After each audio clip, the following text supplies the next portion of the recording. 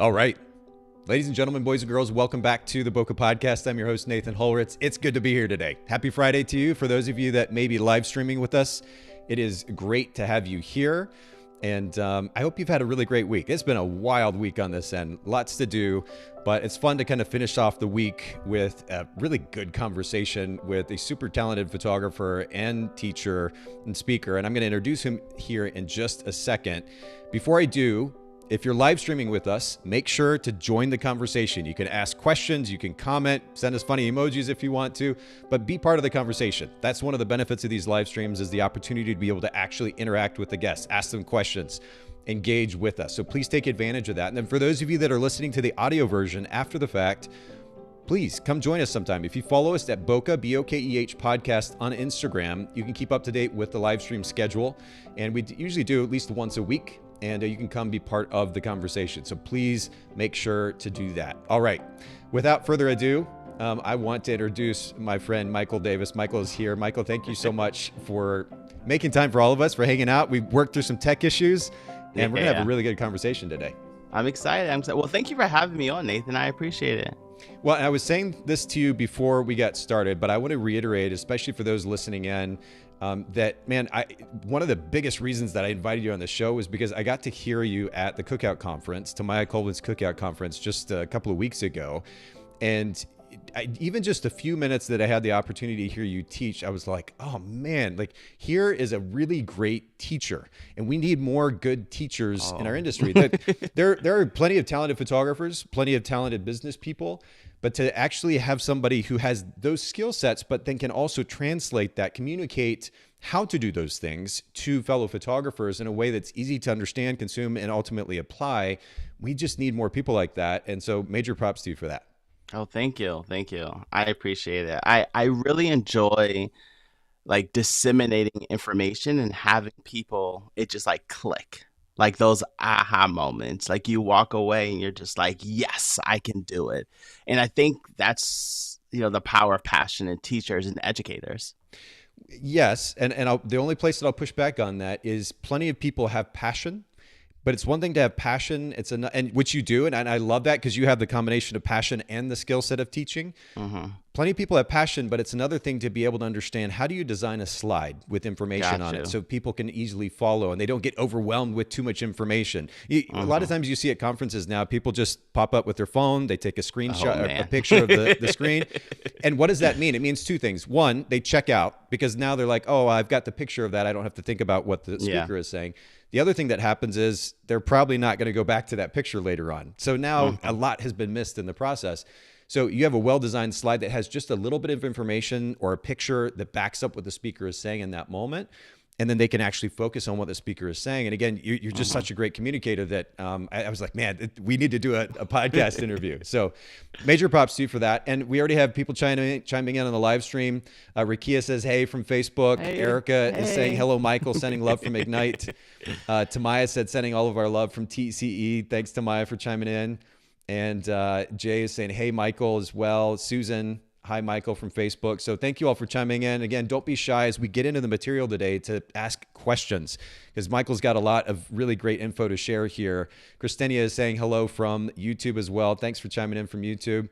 And Michael, before we get into the material, we're going to be talking about the kind of the most important elements from your perspective of selling larger albums to clients. Will you briefly introduce yourself and your brand to our listeners? Of course. So thank you, everyone, for chiming in. My name is Michael Davis. I am a storyteller and wedding photographer based out of Austin, Texas. I have a family of 3, a lovely wife, and I do this full time, and I absolutely love telling my clients stories. And that's why they keep on hiring me. And really, that's why I sell a lot of albums, because it is the story that they're invested in and not the actual photos. Well, and we're going to get into that storytelling component of album sales here. We're kind of giving away the juice ahead of time. But Michael, I will say we're starting to get a little bit of that static again that we were hearing earlier. Okay. So if you'll do me a favor, I'm going to shift the camera over to me. Maybe you can get your wife to come back and help make sure all the connections are solid and intact, so we get rid of that static sound. Gotcha. In the meantime, For everybody listening in, for those of you that may be new to the show, make sure to subscribe on your favorite podcast player. We're on Spotify. If you use Spotify to listen to music, Spotify has a video component as well. So all of these live streams get pushed out to Spotify. You've got the video stream there as well. And then on really, literally every other podcast player that you might be using, you can find us. If you just search Bokeh, Bokeh, on that podcast player, you'll find us, Bokeh Photography Podcast. And we do usually one live stream a week, and we push that out to audio later on. But of course, we're pushing out to Facebook and to YouTube, where we've already had a number of people chiming in. And I appreciate you chiming in this morning and joining the conversation at hand. And hopefully we can get these technical issues worked out. And we'll jump back into the conversation with Michael, who, again, I can't reiterate enough, is just a super, super, not only talented photographer, but ultimately also a talented speaker and teacher as well. And Michael, let's see if we got the issue. Yeah, is it better? Still getting quite a bit of static there. One thing I'm going to suggest is, if for some reason we can't get that resolved, maybe just jumping to a pair of earbuds that have a headphone or have a mic on it. It may just be the simplest solution at this point. So I'll let you kind of work on that for a second. And while Michael is doing that, I want to go ahead and share his website. And for those of you live streaming, if you didn't see this already, you can go to MT, T as in Tom, D, photography.com. And then MTD Photography 1914 on Instagram. And I'm going to pull those up here actually on screen for those of you that are live streaming. I don't know what to do. And it looks like we're still running into a little bit of a technical issue there. So we'll continue to hear. But if you go to mtdphotography.com, and you can see there at the top of the page, and I'm going to actually scroll all the way up to the top of the page, extraordinary storytelling to document your day. And so this is Michael T. Davis Photography. Michael's going to be sharing with us here in just a second. And on Instagram, if you go to MTD Photography, and I'm going to pull that up here real quick, MTD Photography 1914 on Instagram. You can follow Michael there. And of course, we'll link to both of these in the show notes at bokehpodcast.com. Okay. And Michael, let's see if we got you in here. All right. So can you hear me? Yeah, actually the static is gone. So we're going to cross our fingers. You said you can't connected it to the computer, but my wife is switching it so that I can actually hear you now. Okay, cool. So you said you still can't hear me? Mm-mm. Okay. All right, so we'll come back to Michael here in just plug it back in. 1 second. And again, for those of you that may have missed it, in fact, I want to give a shout out to, let's see, who do we have here? Tamaya chiming in again from Facebook, saying good morning. Good morning, Tamaya. And we've got a couple of others actually streaming here too. We've got a really good crowd. So thank you all for joining us. And what we're going to do is, as we get into this material, if you've got questions about some of the ideas, the concepts that Michael is sharing, then feel free to ask those questions, and we'll have Michael answer those best we can as we go through this episode. Apologies again. We had some tech issues before we got started, which delayed us a little bit, and we're running into some of those again. So we're trying to get those audio issues fixed. And as soon as we do, we'll jump back in. Let's see. Michael, can you hear me now? Yeah, I can hear you. Brilliant. And the static is gone. The audio is good. I think we're good. I'm going to sit still. Crossing our fingers. All right. So we introduced you. We introduced your brand. I've shared your website and Instagram with the audience as well. And so I want to, while we've got the audio working, I want to jump into the information that we're going to cover today. Yes. We're going to be talking about how to really kind of the key idea from your perspective of how to go about selling bigger albums, and kind of discussing what we would get into for this interview today. There's a quote that I just want to read for everybody listening in. We were discussing your perspective on effective album sales for the sake of the conversation. You said it's storytelling. I see many photographers flood albums with just images, but I'm not selling the images. I'm selling the story. So this is interesting, and you alluded to story already. We're going to get there in a second, but why do you think it is that photographers are focusing or kind of fixating on selling higher numbers of images in the album versus telling the story?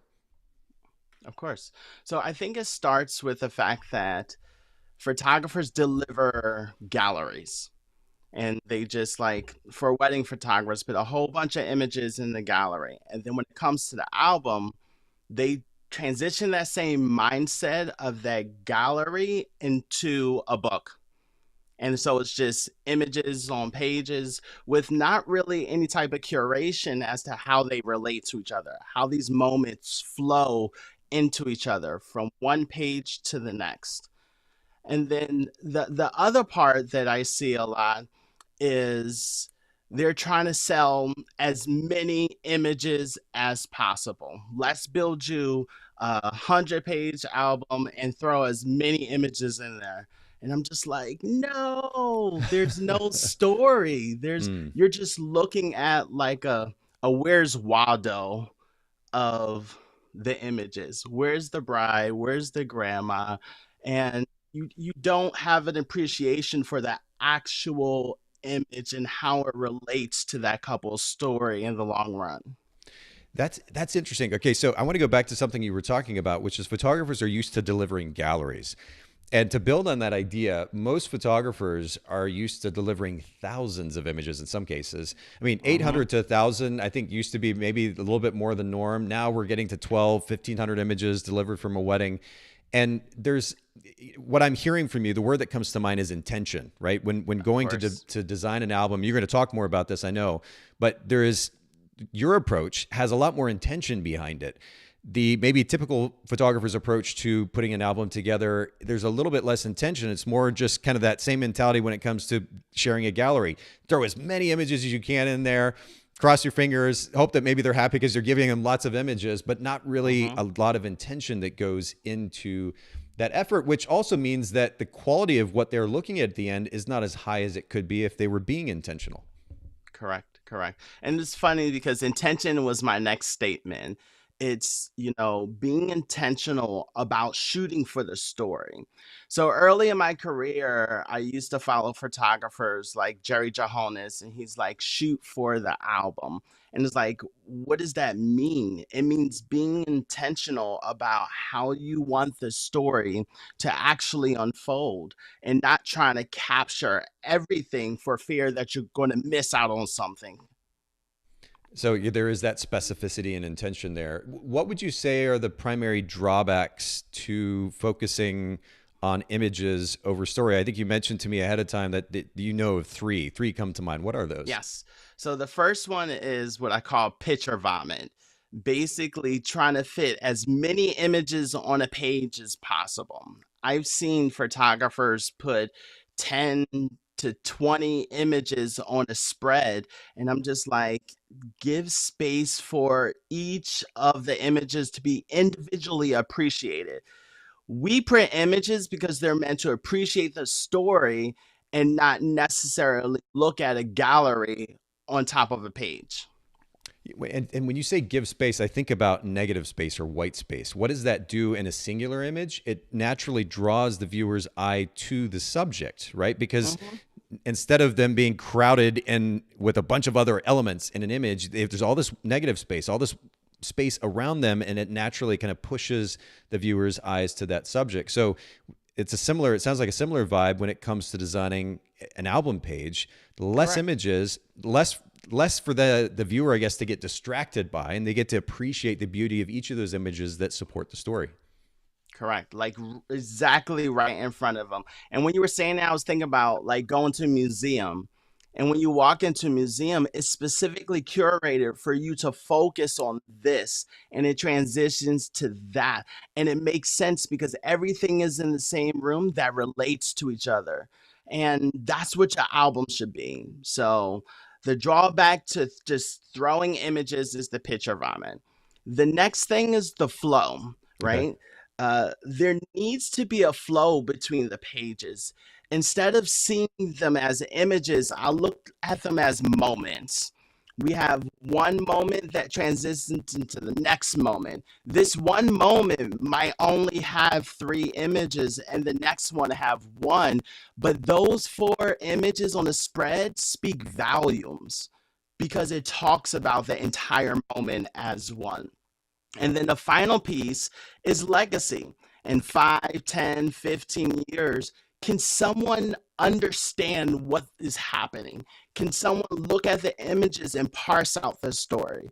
If you flood an album with thumbnails, you're not seeing all the details.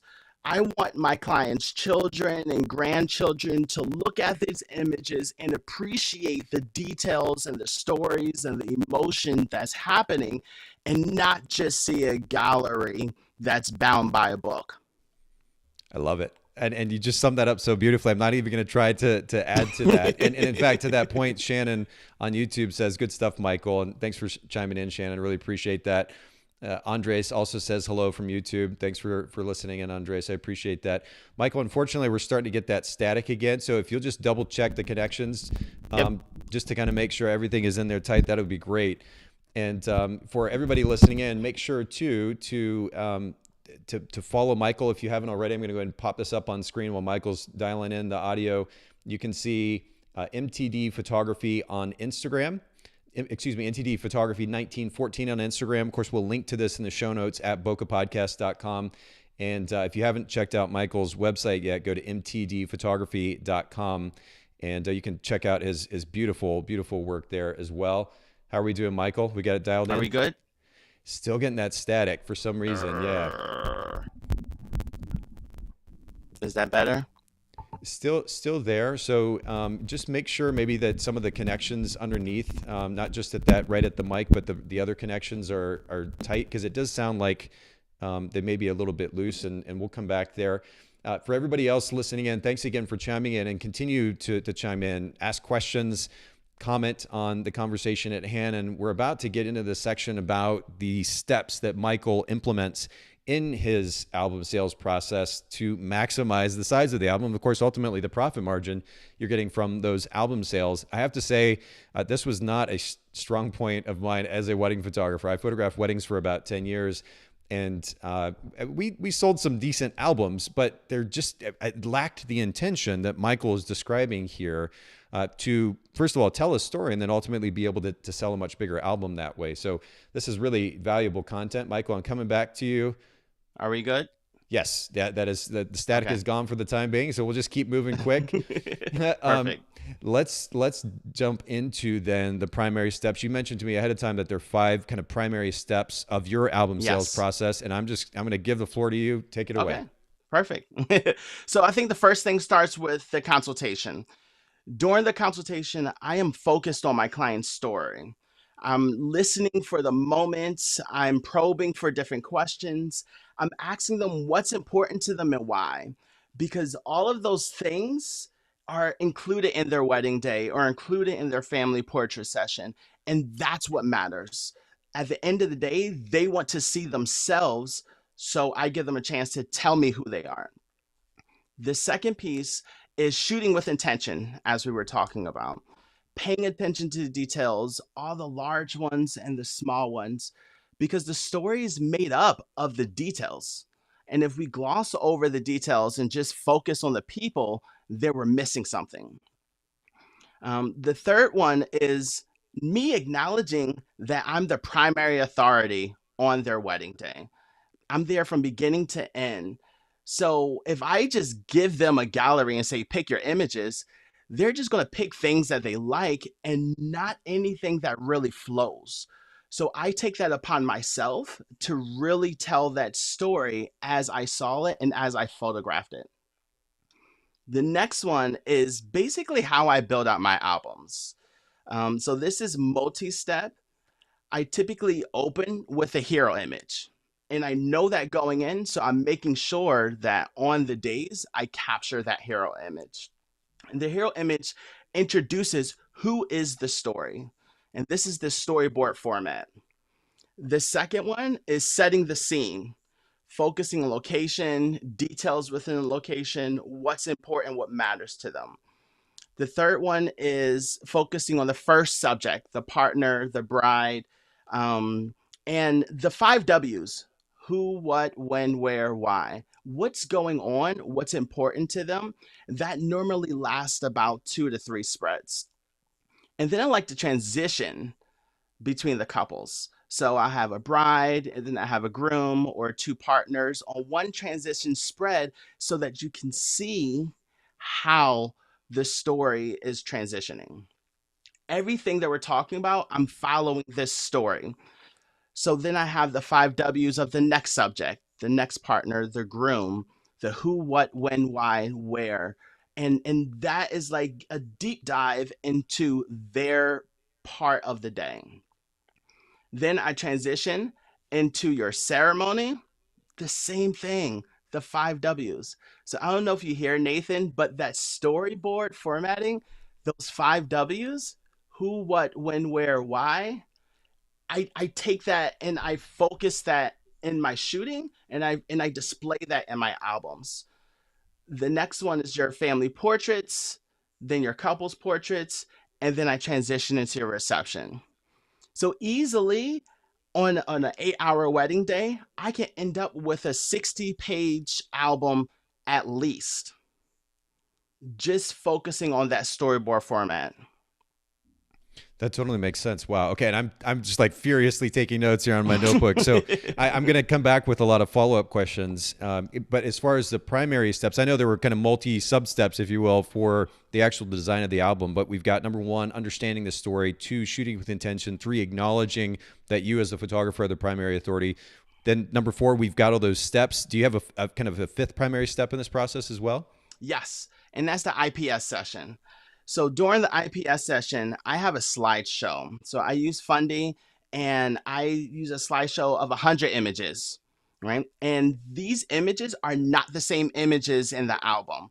It's just so that they get an idea and back transition into that moment of their wedding day. And then after that, I show them the album, and that's where the tears come, because we're walking through each page and why that matters and what was going on in these moments. What were they talking about? What made them cry? So I'm inviting them to participate in their own story. And what ends up happening is they're so invested that they don't want to take anything out. If I've done my job well, they want it as is. And that's always perfect, because then I'm just like, this is how much it is.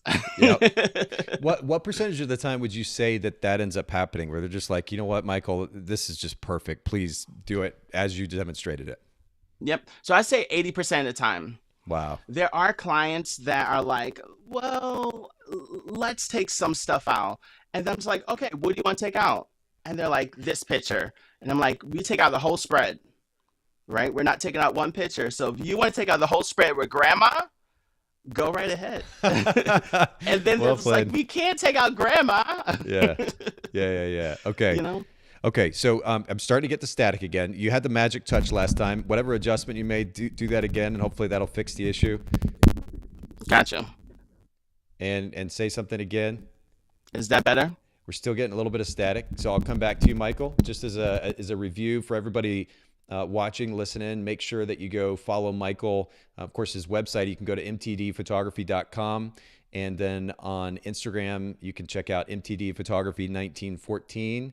And make sure you follow him there. By the way, for everybody listening in, for any resources, first of all, the talking points, but then also the resources that we mentioned in this conversation today, all of those will be in the show notes when this episode comes out on audio, and you'll be able to find those over at bokehpodcast.com. So make sure to take advantage of those resources. Michael, I'm coming back to you.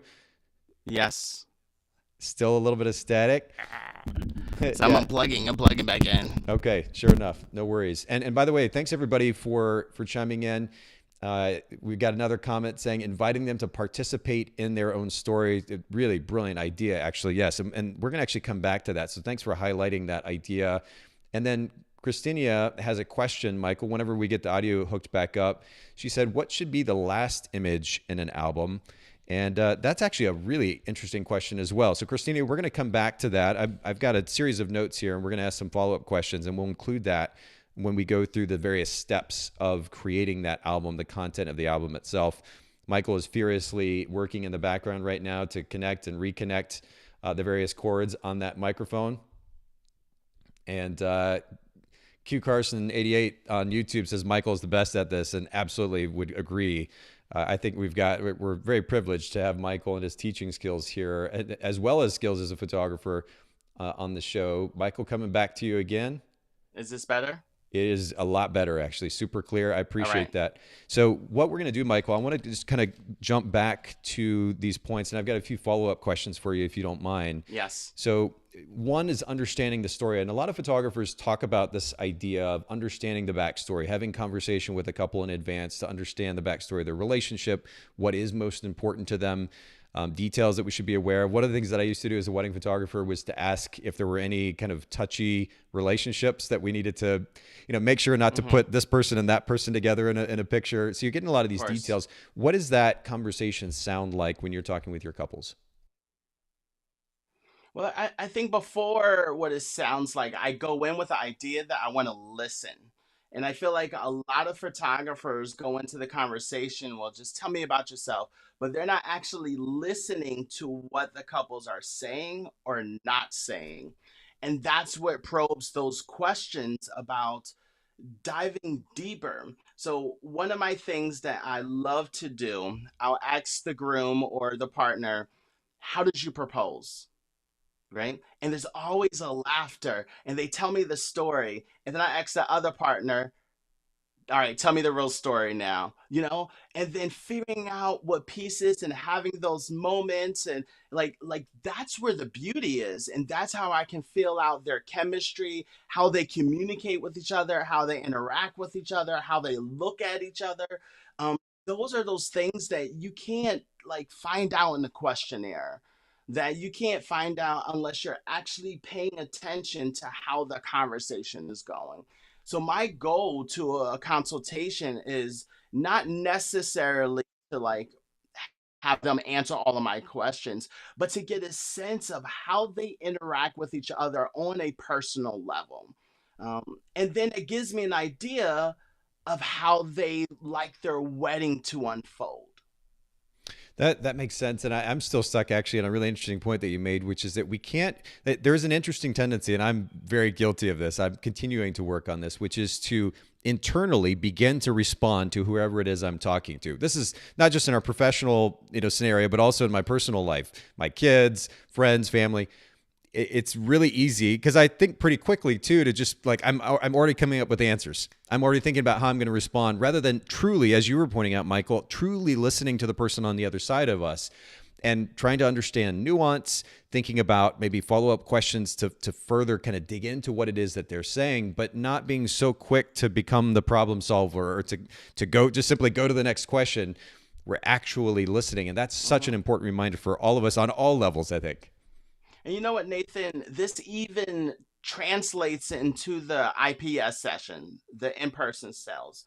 And there was a family who I sold two family portrait albums to because I decided to listen and not try to problem solve. So the dad had this idea. They were quiet after I showed them their album. And I just let that space happen. It was Mm. probably like 3 or 4 minutes of silence. And then he looked at his wife and he said, you know what? This is a pandemic.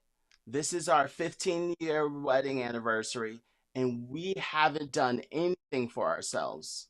And I heard that. So what did I do? I went into funding, build a quick album of just them, just pictures of them, and sold it. They were sold right away because it was them. And yes, they had the one of their family, but they had one that was just focused on them and their story.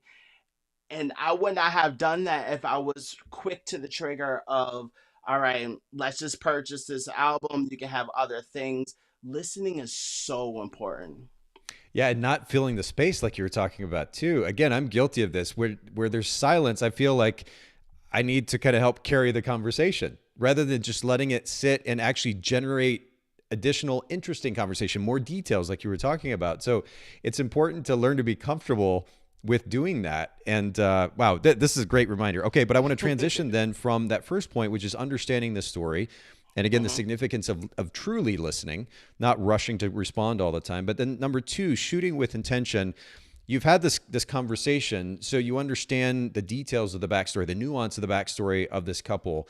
That enables you to more effectively photograph the important details of the wedding. Now, maybe this is just my assumption, but I think a lot of times photographers, when they hear those words details, they're thinking about the details, for example, that would go into a magazine or onto a blog. When you talk about details, what kind of details are you talking about that you're looking for?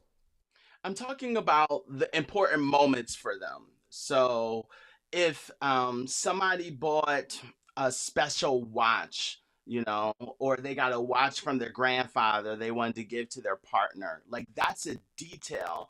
The watch in itself is not the detail, but the moment of exchange. So when I'm focusing on the details, I'm saying, what are the elements in this moment that's going to transpire? And then that's what I capture.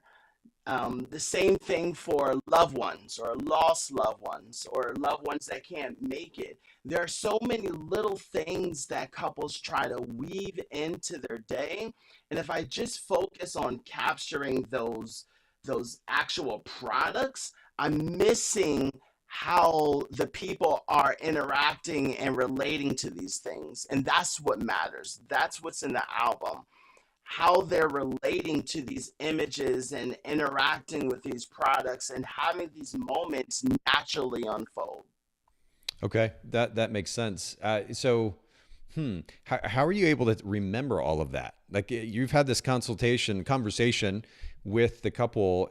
How do you are you taking notes and are you putting that in Yes. your phone? How do you actually take that to the wedding day?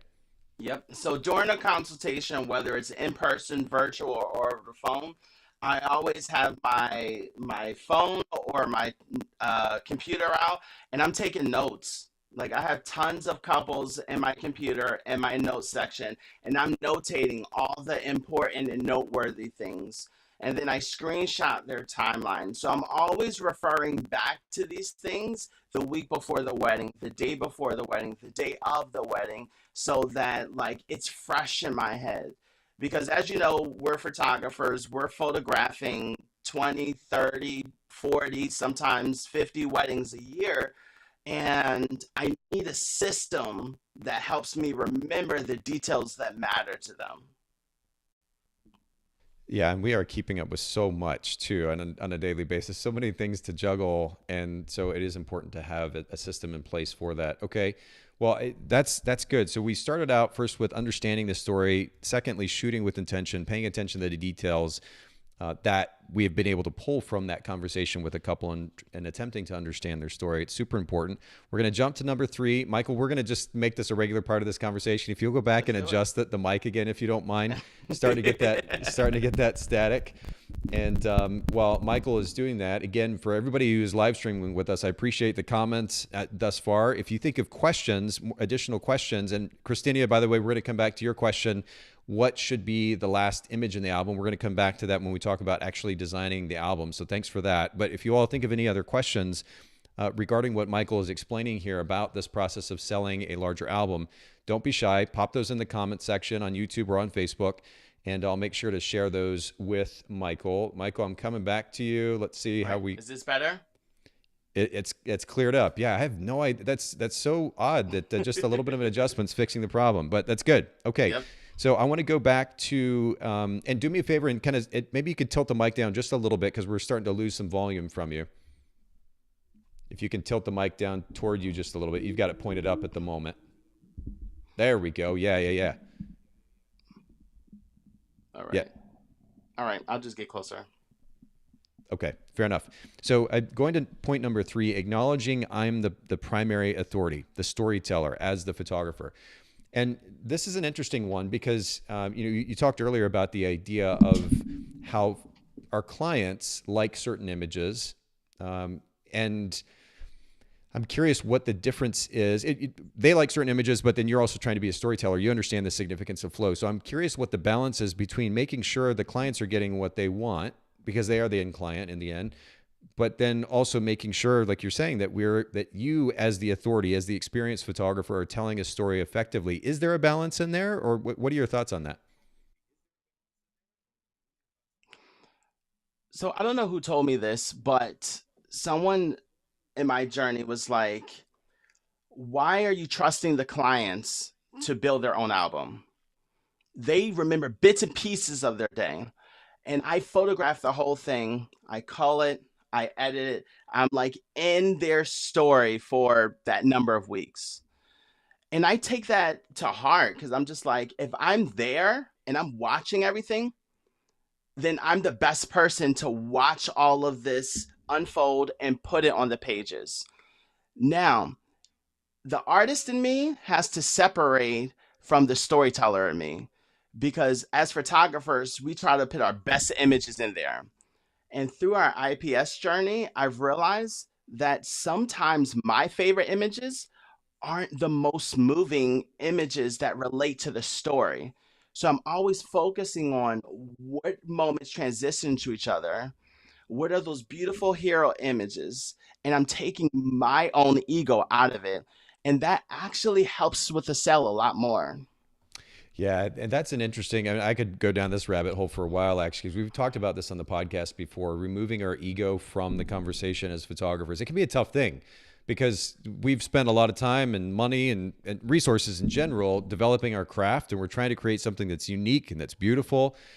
And it's easy to get kind of like, I don't know, blinders on and focused just on what it is that we want out of this particular wedding day or this particular session and this getting to photograph this particular client rather than focusing primarily on serving the client in the end. And to your point, telling the best possible story.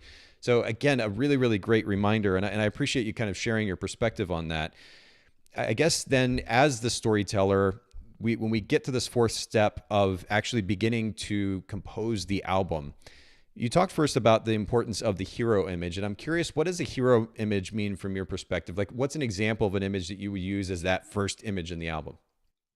So the hero image tends to be a picture of the couple, some type of picture that is setting the scene, and that's intentional. I'm not looking for a portrait. I'm looking for something that's a lot more landscape, whether it's the environment, whether it's the venue, whether it's a special place. When people open up that book, they should not just see them, but they should see where the story is going. And when we open up books, they set the setting. And that's my goal. I'm looking for a hair image that really sets the setting. And it doesn't necessarily include the couple in that picture. Sometimes it may, It sometimes it, does. oh, it does. Okay. It's just not a portrait of the couple.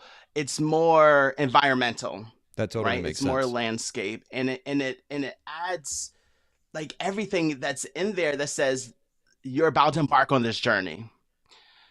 In early in my career, I used to do like a portrait of the couple, a portrait of the bride, portrait of the groom, and like put them together.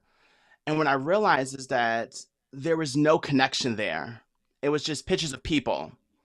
If you open up a book and you didn't know them, you're just like, oh, here are people. But when you open up my albums, it sets the scene, and that's intentional. I love that. I love that. And I am Nat from YouTube says awesome information. And yeah, truly, this is wonderfully practical information. You talked about the kind of the second step in that process of actually designing the album, putting the album together, of setting the scene, and you just alluded to that, and then focusing on the subjects. And you said the bride, the groom, and beginning to incorporate the five W's. Will you Yep. remind us all of what those five W's are one more time? Yeah. So they are who, what, when, where, and why. When we look at stories or magazines, we're already asking ourselves these questions. Who's the subject? What is happening? When is this going on? Where is it happening? And why is this important? So I take that same storyboard mind thread and implement it into my albums. So when I teach how to build albums and storytelling at conferences, they open up albums and they're already invested into someone else's story. They're just like, wow, I don't even know these people, and I would buy this album because they can answer all of those questions. And you're doing that on an ongoing basis. Again, not something that I did. I love the intention behind that and the specificity as well. And naturally, you're going to tell a better story when you've got those five W's in mind. And yeah, Q Carson on 88 from YouTube, he says, who, what, when, where, excuse me, who, what, when, where, when, and why. That's good. Yeah, yeah. So thanks for actually listing those out. And thanks everybody for continuing to chime in. And Michael, let me keep going here to, I guess the fifth step is we're getting ready to finish. IPS. And by the way, shout out to Andrew Funderburg, who we've had on the show here before, who put together this incredible software, Fundy. You use that particular software to, you said, first of all, before you show them the album, you show them 100 images. What's, as I'm hearing you describe this process of effectively selling an album to a client, it seems as though it might be counterintuitive. Like if they see those 100 images, but not all those images are in the album. Are they going to want some of those images in the album, or are all those 100 images part of the album as well? What's the process in deciding what images to show? Yeah. So first, I want to be clear. I don't do any sneak peeks, right? The moment they see their images is we're together once everything is ready. And I choose those 100 images. They are the good images that really evoke some type of emotion. Friends, family, ceremony. They're not the ones that I put in the album because I want the ones in the album to be wow. Like I want them to see the album and be like, wow. And so the slideshow is like a vestibule, right? It gets them into that mindset that, hey, we're transporting back to our wedding. And then the album makes it real. It's like, this is really our story on pages laid out that I can hold in my hand forever. Okay. So it kind of helps, yeah, get them in the mindset, get them in the mood. And are you playing music along with that slideshow as well? Oh, yes. And then do you play So music? typically I do the first dance song, Okay. to try to, evoke those emotions, pull on the heartstrings. Totally makes sense. And are you using that same music then when you show them the album on screen as well? It depends. So depending on how long the first dance song is, I will go ahead and do that.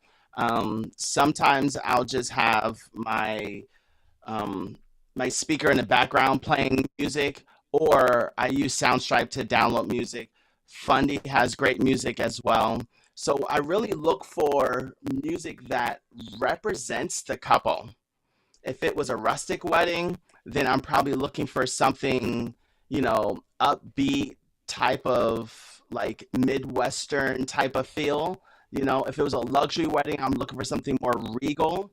Okay. I photographed a first birthday Parisian theme. I found Parisian instrumentals Cool. online, and I put that in there because it aids. Everything is about the story. When we watch movies, the score goes in everything. It's intentional. It's everything. So I'm yeah. intentional about the music just as much as I'm about what I place on what page. I love that. I'm glad that you highlighted the significance of intention again. That's exactly what I was thinking as well. I love that you're incorporating that principle throughout this whole process.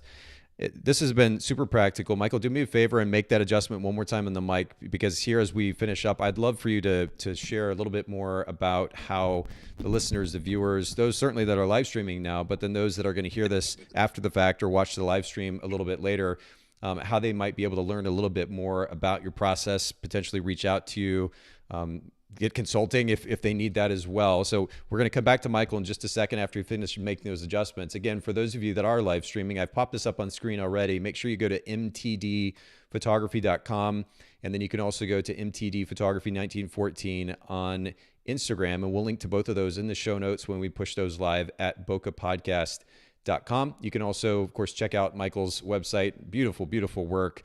And again, I think about the word intention and the way that this website is laid out. Make sure that you go check this out, even from just for the sake of design inspiration, mtdphotography.com.